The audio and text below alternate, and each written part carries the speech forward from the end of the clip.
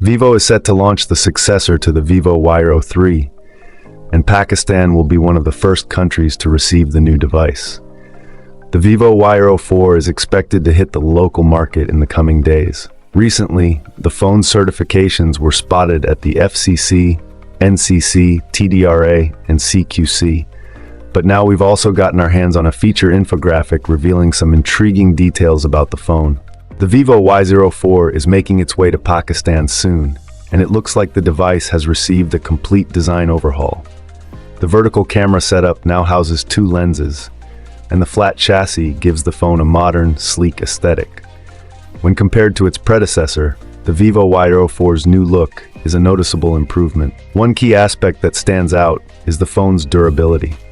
Vivo prominently highlights its certifications in the feature collage, including TÜV SÜD and SGS certifications, indicating the phone is designed with sturdiness in mind. Vivo has also tested the Y04 for an IP64 rating, which provides entry-level water resistance and high-grade dust protection.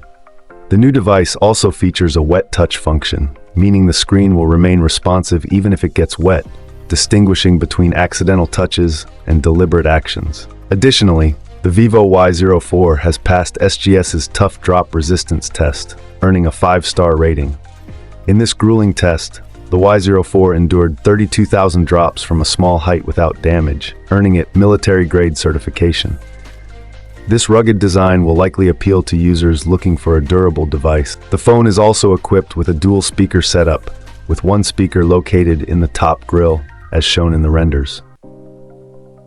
A notable upgrade over the Y03, the Vivo Y04 also includes a side-mounted fingerprint reader, which serves both as a security feature and as the power button, making it more convenient for unlocking the phone and accessing the home screen. Vivo has opted for a 5500 mAh battery in the Y04, which is expected to provide up to 19 hours of video playback on YouTube.